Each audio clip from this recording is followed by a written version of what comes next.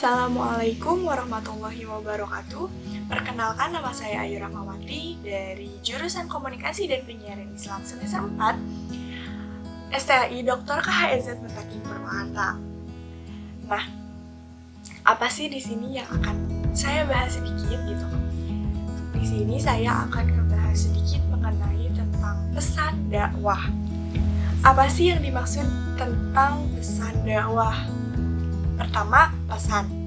Pesan adalah ide, gagasan, informasi, ataupun opini yang dilontarkan oleh seorang komunikator kepada komunikan yang bertujuan untuk mempengaruhi seorang komunikan ke arah sikap yang diinginkan oleh seorang komunikator tersebut. Lalu, dakwah ditinjau dari etimologi atau dari secara bahasa. Kata dakwah berasal dari bahasa Arab, yaitu da'a, yad'u, dakwatan, yang artinya mengajak, menyeru, juga memanggil. Lalu, menurut Warson Munawir menyebutkan bahwa dakwah artinya adalah memanggil, mengundang, mengajak, menyeru, mendorong, dan juga memohon. Lalu, secara terminologi, definisi mengenai dakwah telah banyak dibuat oleh beberapa ahli, di mana masing-masing definisi tersebut saling melengkapi walaupun dari penyampaiannya berbeda-beda, namun tujuannya tetap sama. Salah satunya adalah menurut Quraisy Shihab mendefinisikan bahwa dakwah sebagai seruan ataupun ajakan kepada keinsafan atau usaha mengubah situasi yang tidak baik kepada situasi yang lebih baik dan sempurna, baik terhadap pribadi maupun masyarakat.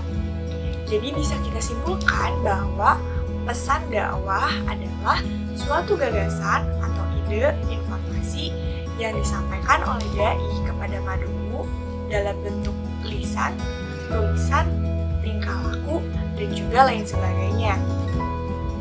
Nah, pesan dakwah yang disampaikan itu dilakukan secara sadar dan berencana tanpa adanya suatu paksaan dan bersumberkan pada Al-Quran dan juga sunnah Rasulullah. Nah, lalu akan muncul pertanyaan seperti, apakah pesan dakwah itu penting? Jawabannya adalah penting, bahkan sangat penting. Kenapa? Karena sebuah pesan dalam dakwah itu bertujuan untuk membawa mad'u bisa menjalankan ajaran-ajaran Islam sesuai aturan yang ada. Karena ketika seorang mad'u mendengarkan ceramah atau mendengarkan dakwah, lalu pesan yang di dalamnya tersampaikan kepada mad'u tersebut, pasti seorang mad'u itu akan berkeinginan untuk mengikuti apa pesan yang disampaikan. Lalu apa aja sih fungsi pesan dalam dakwah itu gitu? Yang pertama adalah materi pesan merupakan substansi kompetensi yang seharusnya diajarkan kepada mad'u dari seorang dai. Nah, contohnya apa? Seperti pesan syariah yang meliputi ibadah toharoh, sholat, zakat, puasa, haji, juga serta muamalah. Nah, kenapa sih hal itu perlu diajarkan? Karena agar kita tidak salah ketika kita melakukannya. Dan ketika kita melakukannya, itu sesuai dengan syariat dan juga ajaran Islam. Nah, contoh sederhananya seperti zakat.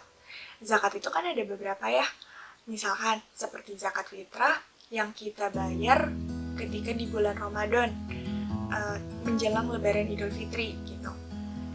Lalu ada juga zakat mal atau zakat harta, di mana ketika kita memperoleh rezeki, ada sebagian rezeki orang lain yang terdapat di dalam rezeki kita dan sebagian itu harus kita keluarkan gitu.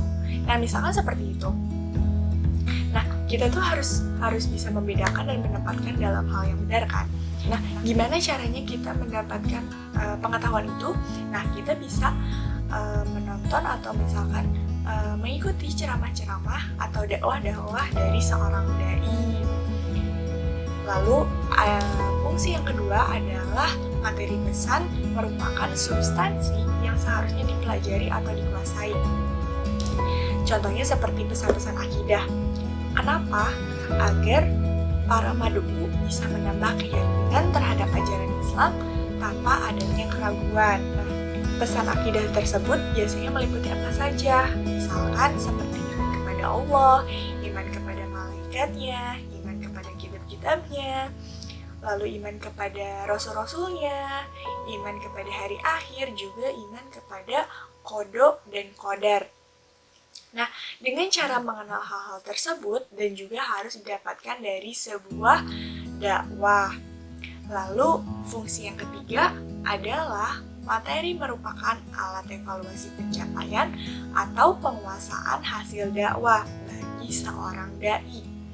Nah, hal ini kita bisa lihat ketika seseorang berdakwah gitu. Nah, pesan apa yang bisa kita lihat atau kita terima dari dakwahnya? Nah, hal itu kita sedikitnya kita bisa menilai bahwa pemahaman seorang dai ini di sini ya gitu, nyampe di titik ini ya. Nah, seorang dai yang lain ada di titik ini ya gitu. Tapi kita tetap tidak bisa menyamaratakan hal tersebut. Nah, pembahasan selanjutnya adalah mengenai manfaat pesan dakwah.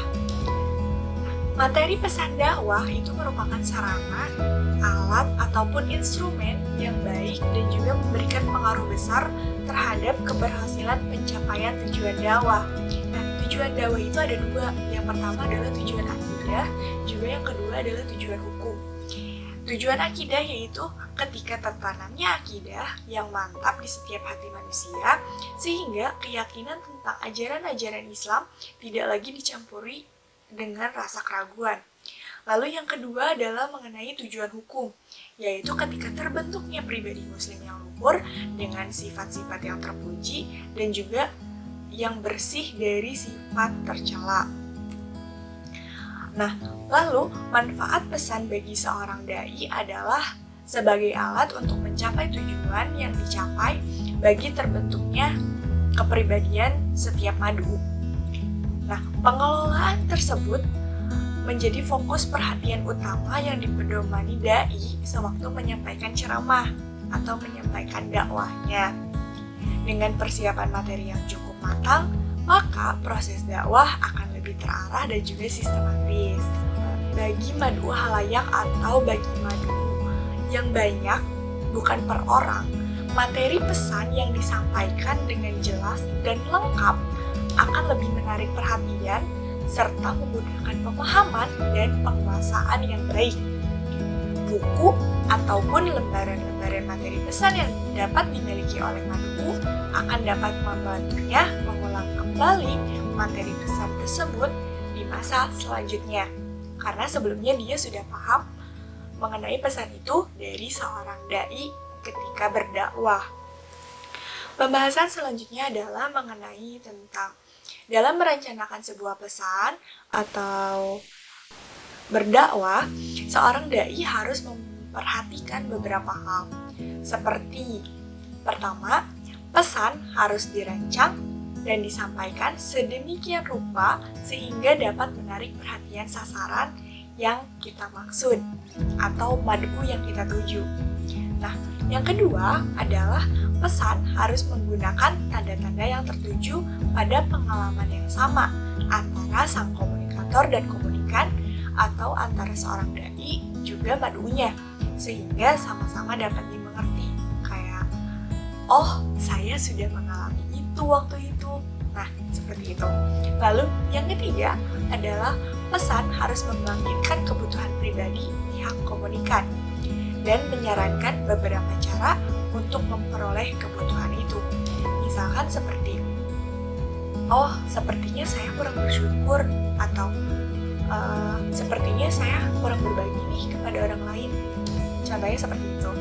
Lalu yang keempat adalah pesan harus menyarankan suatu cara untuk memperoleh kebutuhan kebutuhan tersebut yang layak bagi situasi kelompok tempat komunikan berada pada saat ia digerakkan untuk memberikan tanggapan yang dikehendaki. Nah, mungkin hanya segitu yang bisa saya sampaikan. Banyak banget kekurangannya, banyak sekali kekurangannya, saya mohon maaf. Dan terima kasih sudah menonton sampai akhir. Semoga ada pesan yang bisa diambil juga dalam video ini. Assalamualaikum warahmatullahi wabarakatuh.